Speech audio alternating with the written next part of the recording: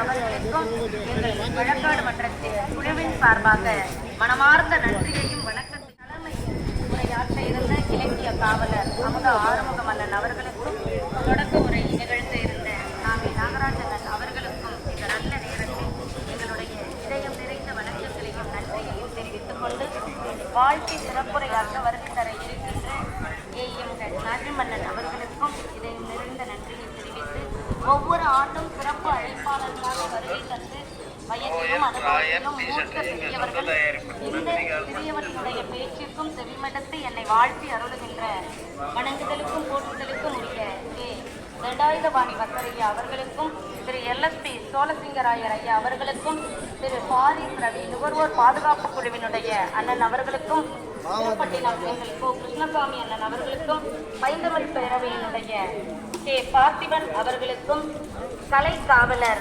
போற்றுதலுக்குரிய காரை சுப்பையா அப்பா அவர்களுக்கும் KR காசிநாதன் வர்த்தக சங்கத்தினுடைய காசிநாதன் அப்பா அவர்களுக்கும் பொதுக்குழு உறுப்பினர் திருப்பட்டினம் அன்பு சகோதரியார் பிரபாவதி அம்மா அவர்களுக்கும் தமிழாசிரியர் மிகச்சிறந்த பேச்சாளர் அப்பா அவர்களுக்கும் காரை கரங்களினுடைய அன்பு தம்பி விஷ்ணுவர்தன் அவர்களுக்கும் இந்த நல்ல நேரத்தில் என்னுடைய மனமார்ந்த வணக்கத்தையும் நன்றியையும் தெரிவித்துக் கொண்டு ஒவ்வொரு ஆண்டும் எங்களுடைய வழக்காடு மன்றத்தை கேட்க வேண்டும் என்பதற்காக வருகை தந்து ஒவ்வொரு ஆண்டும் இந்த நிகழ்வு தொடர்ந்து காரைக்காலினுடைய மாங்கனி விழா தொடங்குகின்ற பொழுது அந்த நிகழ்வில்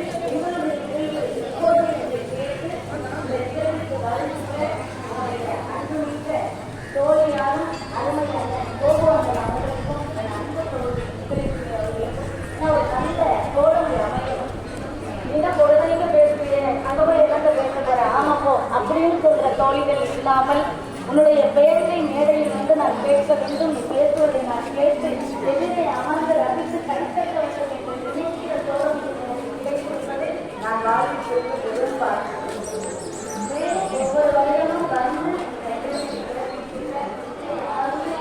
அது வருவதற்கு முன்பே கொஞ்சம் தாமதமானதற்காக எதிரே அமர்ந்திருக்கிற அடியார்கள் மன்னித்து வேண்டும். உங்களை செவிகள் இதேபூர்வமான இன்றைக்கு 63 தலைமாதிரி உரிமைகளைத்தான் பேச இருக்கின்றோம். அந்த வகையில் வருகின்றிருக்கின்ற அன்பு தம்பிமார்களுக்கும் சொல்லி ஒவ்வொரு ஆண்டும் மிகச் சிறப்பாக எங்களுக்கு ஒளிவொலி அமைப்பதை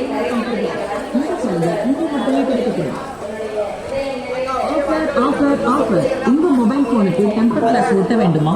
இங்கே டெம்பர் எல்லாம் இல்ல எம்பெருமானினுடைய பெருமைகளை பேச வேண்டும் என்று சொன்னால் நாள் முழுவதும் பேசிக்கொண்டே இருக்கலாம், வாரம் முழுவதும் பேசிக்கொண்டே இருக்கலாம், ஆண்டு முழுவதும் பேசிக்கொண்டே இருக்கலாம். அப்படி அற்புதமாக பேசக்கூடிய எம்பெருமானினுடைய வரலாற்றில் நமக்கு தெய்வம் வேறில்லை. சைவத்தை விட சிறந்த சமயம் இந்த உலகத்தில், சிவனை விட சிறந்த தெய்வம் இந்த உலகத்தில் வேறெதுவும் இல்லை என்பது அவரை வணங்க போயிருக்கின்ற இறைவனையும் அந்த தியாகேஸ்வரையும் குரது என்பேன்னு சொன்னதுனால தவித்து போய் நின்ற சுந்தரருக்கு எல்லாம் வல்ல இறைவன் நீ இந்த அடியார்களினுடைய பெருமையை பாடு என்றார். அடியார்கள் பெருமையை நான் பாடுவதா என்று சுந்தரர் திகைத்து நின்ற போது எல்லாம் வல்ல இறைவன் தில்லைவாழ் அந்தனர்தம் அடியார்க்கும் அடியேன் என்று அடியெடுத்து கொடுத்தார். பார்த்தீங்களா? அதுதான் முதல் நூல் மூல நூல். அந்த முதல் நூலையும் மூல நூலை சேர்க்கிறார் பெருமான் சொல்றார். நித்தம் நித்தம் அந்த கதைகளை கேட்டு கேட்டு அடவாய சோழனுக்கே ஒரு ஆர்வம் வந்து விடுகிறது. வந்து எல்லாம் ஒவ்வொரு முறை கை தட்டினீங்கன்னா நல்ல சிறப்பா இருக்கும் இல்லைங்களா? அப்படிப்பட்ட சைவ சமயத்தினுடைய சொத்து நம்முடைய 63 வரலாறை சொல்கின்ற பெரிய புராணம். சைவத்தினுடைய சொத்தே அதுதான். என்கிட்ட காசு இருக்கு, பணம் இருக்கு, அதெல்லாம் சொத்து கிடையாது நமக்கு. நெத்தியிலே கழுத்திலே அணிகின்ற ருத்ராட்சமும் இந்த சைவத்தினுடைய சொத்தாக இருக்கின்ற பெரிய புராணம் தேவாரமும் கைகளில் இருந்தால் அதுதான் நம்முடைய சொத்து. சரி, இந்த பெரிய புராணத்துக்கு அப்படி என்னங்க சிறப்பு அப்படின்னா, ஒரு நூல் படைக்கப்படுகிறது என்றால் பேராசிரியர் பெருமக்கள் உங்களுக்கு தெரியும், ஒரு நூல் எதற்காக படைப்பார்கள்? அறிவு வளர்ச்சிக்காக படைப்பார்கள். புத்தகம் எழுதுறாங்க அப்படின்னா அது அறிவின் மேன்மைக்காக. திருநீலகண்டரிடத்திலே மனைவி சொன்னால், என்னை தீண்டுவீராய் திருநீலகண்டம் என்று சொல்லி இருந்தால் கூட நீ இந்த வினாடி தொடங்கி என்னை தொட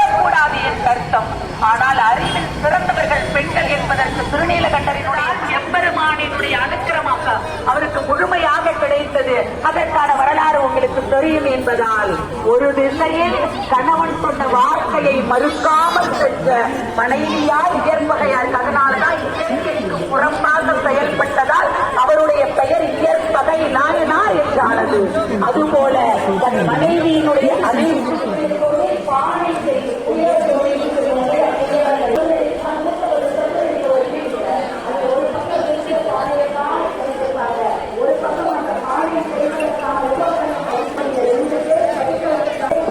காரணம் என்று சொல்லி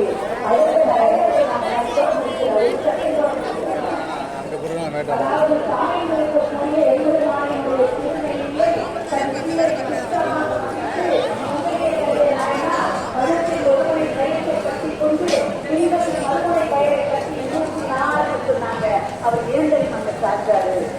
எம்பெருமான் சிவபெருமானினுடைய ஜீவ காரணியம் என்ன தெரியுமா? நான் அவரை நோக்கி ஒரு அடி எடுத்து வச்சா, அம்மாடி உன் கால வரைக்கும்டா, நான் உன்னை நோக்கி வரேன்டா, நீ இருக்கிற இடத்துல இருந்து ஓடி வந்து அனுமானிக்கக்கூடிய எளிவந்த கருணை தாடகை என்ற பெண் தன்னுடைய மாலை தொடுத்து இறைவனுக்கு அணிவிக்கிறதுக்காக செல்லும் பொழுது ஆடை சற்று விலகியதால் என் மகள், என்னுடைய மகளினுடைய எந்த கங்கணத்திற்கும் நான் காரணமாக இருக்க மாட்டேன் என்று தலை தாழ்த்து தன் பெண் குழந்தையாக இருக்கக்கூடிய தாடகையினுடைய கொடுக்கப்பட்ட மாலைக்காக எப்பெருமானே தாயார்களுக்காக தன்னை தாழ்த்தி கொண்டவர் தான் சிவபெருமான். உங்களைய கலைய நாயனார் திருமாங்கல்யத்தை கொண்டு வச்சிருந்து சாம்பிராணி வாங்குவார்னு அந்த அம்மாவுக்கு தெரியாதாங்க. அந்த அம்மா கூடவே வளர்ந்துருக்கீங்க. வீட்டை டம்ளர் சுத்தா எல்லாத்தையும் வச்சு சாம்பிராணி வாங்குங்க. வீட்டை ஒரு பொருள் கூட இல்லை. அப்ப வீட்டில்